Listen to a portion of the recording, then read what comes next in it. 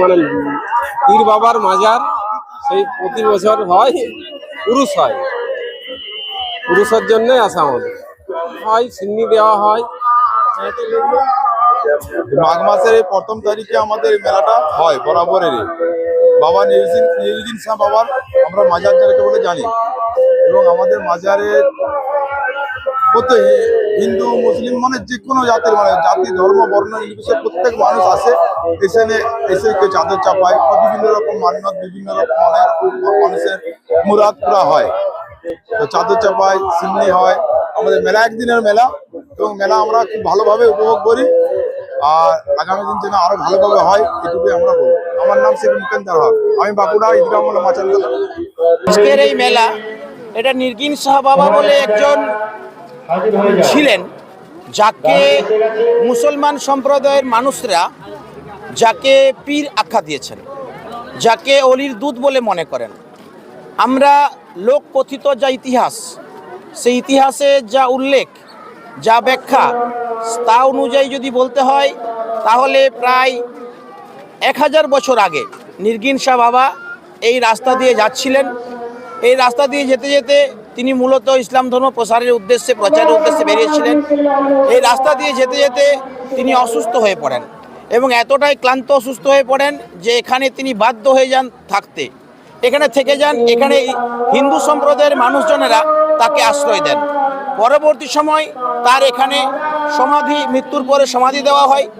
তারপর ইসলাম ধর্মের লোকেরা খোঁজখবর পেয়ে এসে তারা এখানে সমাধিটি আরও সুন্দর করে বানিয়ে তোলেন, এবং তারপরে থেকে সেই দিনটিকে স্মরণ করেই, মাঘ মাসের প্রথম বৃহস্পতিবারে ঘটনা ঘটেছিল, সেই দিনটিকে স্মরণ করেই প্রতি বছর মাঘ মাস প্রথম বৃহস্পতিবার এই দিনে উরুস বা পরব পালিত হয়।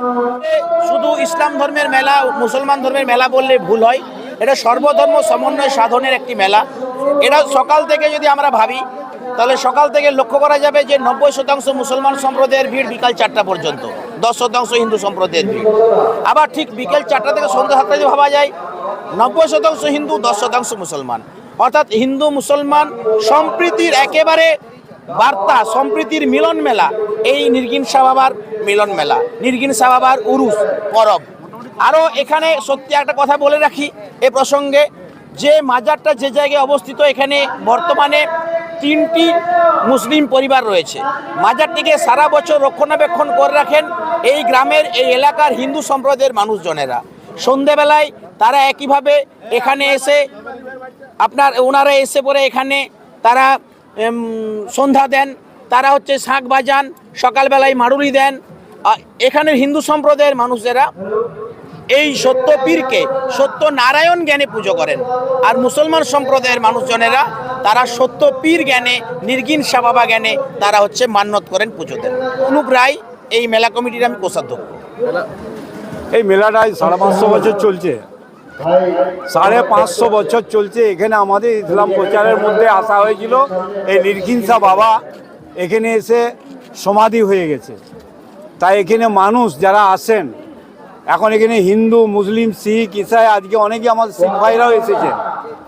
তো এখানে সমস্ত ধর্মের মানুষ এবং সম্প্রীতিকে বজায় রেখে আমাদের এখানে যে কমিটিটা হয়েছে, এটা একটা আজকে আনন্দের দিন যে এখানে আমাদের চেয়ে আমার হিন্দু ভাইরা এখানে প্রচণ্ডভাবে সহযোগিতা করেছেন, এবং এই এলাকাতে যতগুলি আমাদের স্বেচ্ছাসেবক আছেন সমস্তভাবে আমাদের এই মুসলিম ভাইদের এই বাবাকে নিয়ে, যিনি আমাদের বললেন সত্যনারায়ণ বলেন, আবার সত্য পীরও বলেন।